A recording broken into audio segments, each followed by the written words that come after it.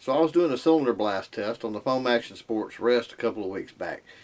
Wasn't paying attention, and I had an accident and had some minor injuries on my hand. And what I wasn't paying attention to was the actual cylinder blast from the revolver that I was shooting. So today we're going to talk about how to be safe when shooting a revolver. So stick around.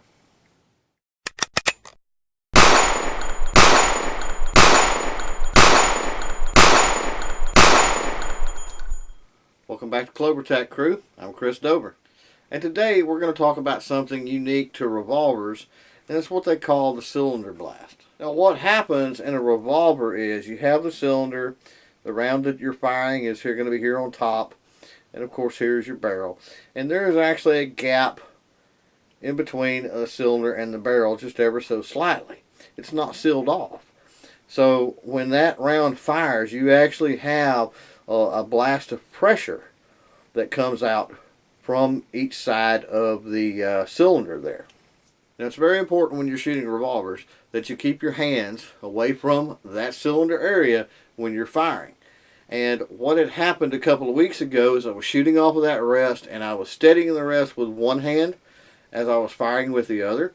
And this hand was about 3 or 4 inches away from the revolver, and about the 8 o'clock or so position, but it was even with that cylinder. So when I fired, that pressure, even being 3 or 4 inches away, the pressure and the gunpowder and everything else did get me in the hand, and it actually did bring blood. It injured me just a little bit.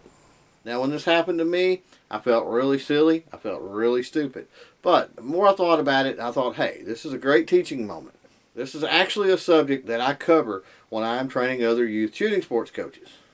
And today I'm going to go through that demonstration with you guys, and you can actually pass that on to other folks too as a visual aid. And all that this test requires is some paper and a little paper clip.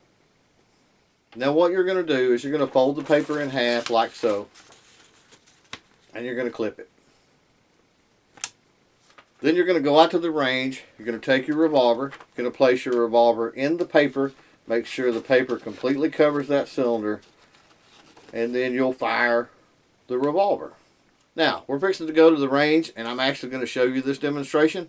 We're going to start out with a 22 long rifle revolver, then we'll move on to a 17 HMR revolver, followed by a 38 special revolver, then a 357 Magnum revolver, a 45 long Colt revolver, and we'll end the demonstration with a 44 Magnum revolver. Now just a warning for all the tactical hotshot gun gurus out there, okay?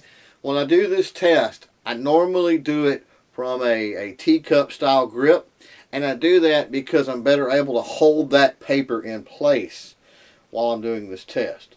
So my grip form has nothing to do with how I normally shoot. It has to do with how I need to shoot in order to make this demonstration go off properly.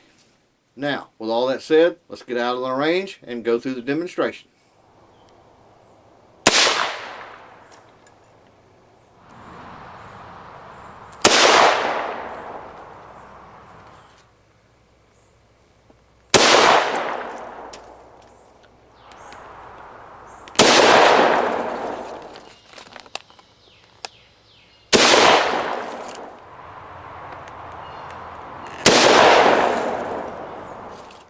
Here we are back in the shop, and now let's look at the pieces of paper, or at least pieces of paper that we have left.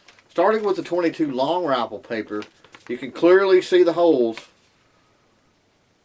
where the blast blew through the paper. Now with the 17 HMR, same thing. And the holes are roughly about the same size. Now the 38 special paper is a little interesting. The top portion of this paper was actually from the muzzle, but you can see that there's 2 holes there at the bottom of the paper where the cylinder blast blew through the paper. Now the 357 mag paper still got the same distinct 2 holes from the cylinder blast. Now as we move up from those calibers into the 45 and the 44, it's going to really start to get interesting. With the 45 long Colt, it shredded the paper so bad, it's basically just one big hole. And with the 44 Magnum, it almost cut the paper completely in half altogether.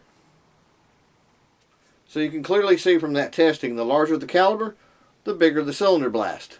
Duh, right? But again, the point is to make you aware of this issue when firing revolvers. Keep your hands away from the cylinder area.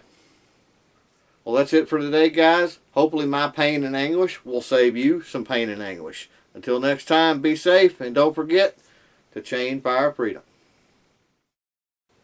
Before you leave, don't forget to stab that subscribe button. If you're curious about the live show schedule here on CloverTac, it's listed right here. And if you want to help support CloverTac, you can do that by shopping with any of the businesses over on CloverTac.com.